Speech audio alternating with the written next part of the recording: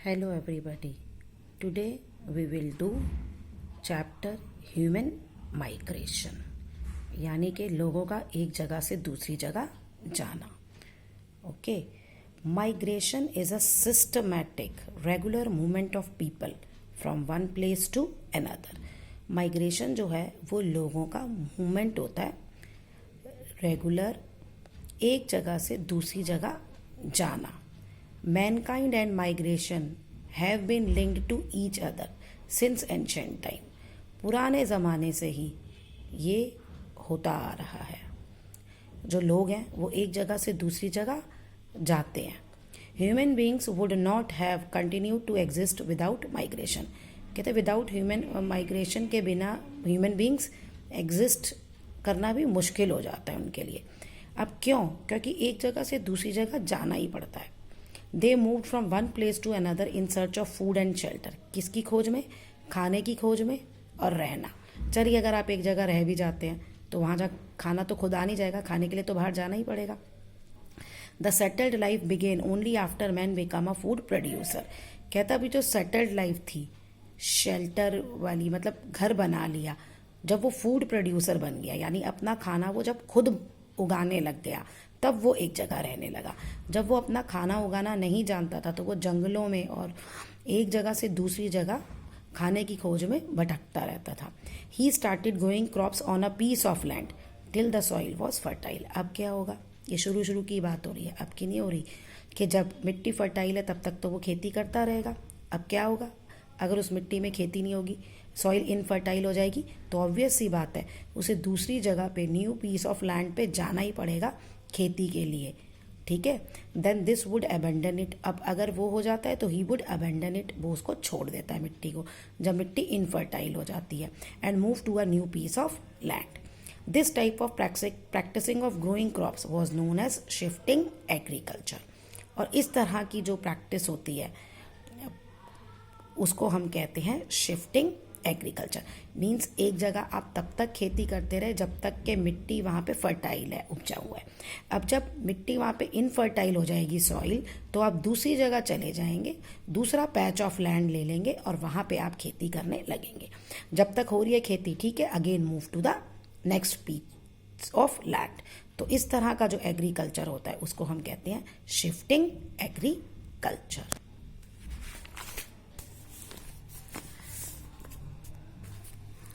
चलिए, migration in older terms. अब पुराने ज़माने में माइग्रेशन, लोग क्यों माइग्रेट करते थे? In earlier times the migration was carried out with in a limited area. Limited area में ही होता था. क्यों? क्योंकि मीन्स ऑफ ट्रांसपोर्ट नहीं थे. जैसे आज हमारे पास एरोप्लेन है, शिप है, तब ऐसा नहीं था. ठीक है. पीपल हैड टू वॉक और कैरी देयर गुड्स. लोगों को खुद पैदल चलना पड़ता था और अपना सामान उठाना पड़ता था. ठीक है. They were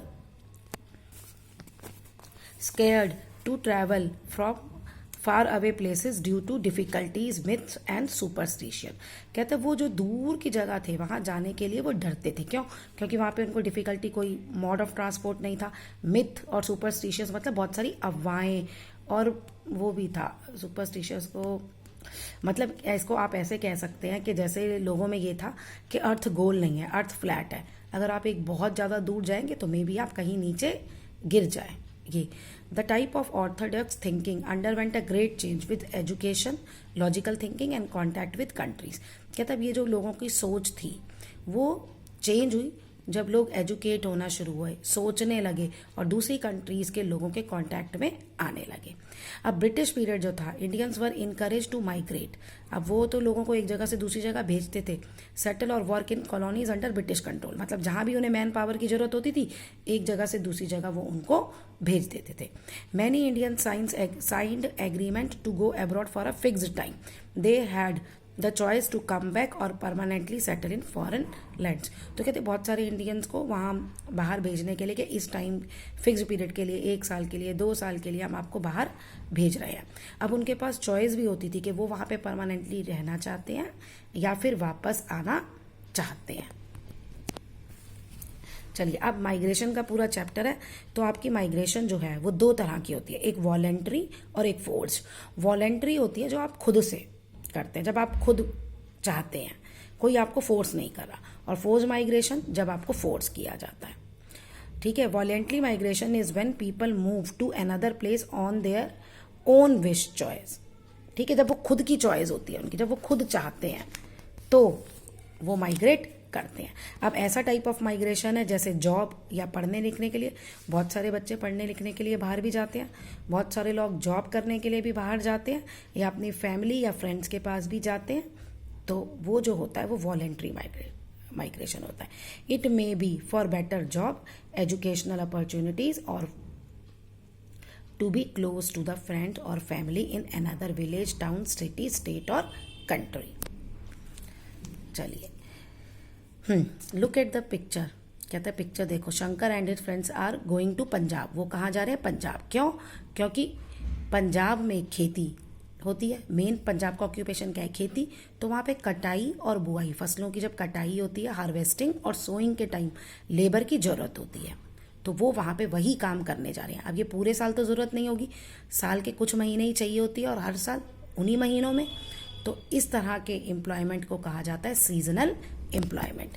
they work as extra labour during sowing and harvesting season. तो क्यों जा रहा है वो? सोइंग और हार्वेस्टिंग सीजन में वहाँ चाहिए, उसको एम्प्लॉयमेंट चाहिए, वहाँ पे मिल जाएगा उसको काम, तो इसलिए वो वहाँ जा रहा है। नेक्स्ट है आपका forced migration.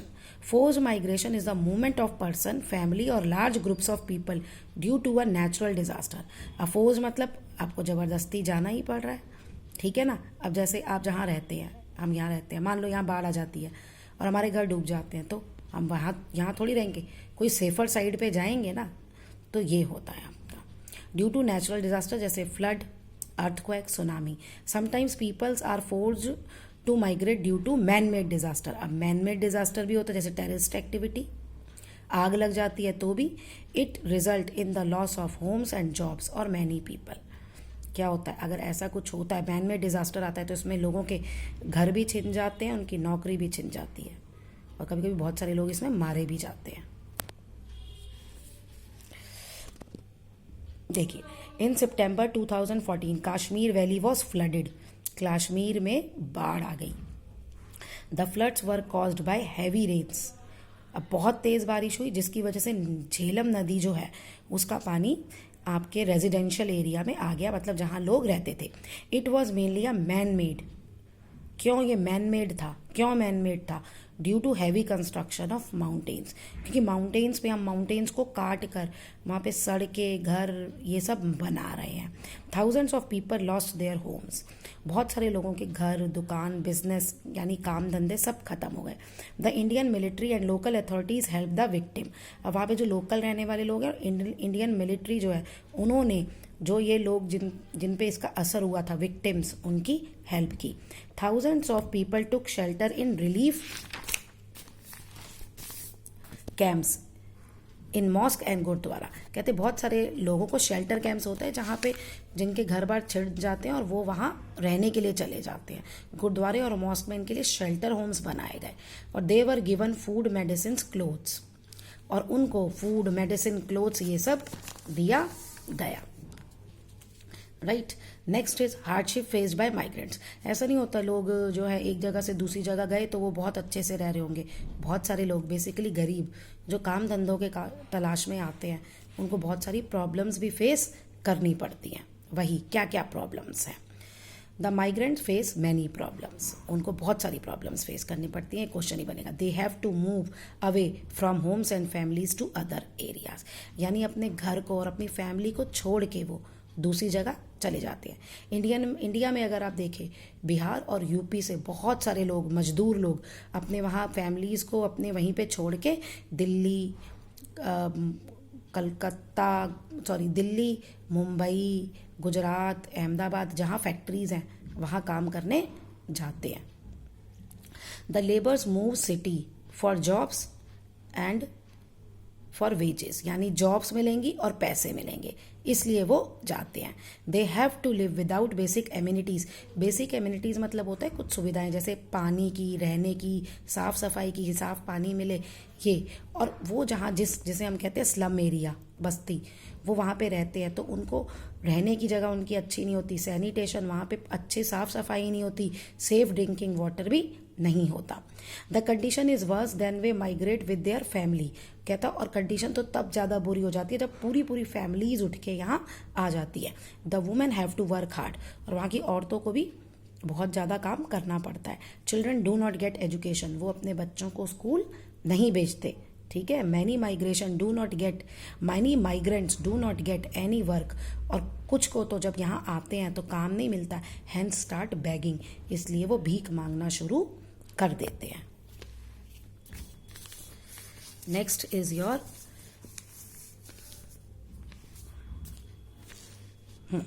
Job of migration क्या है। Migration is like a chain, migration जो है वो एक चेन की तरह है।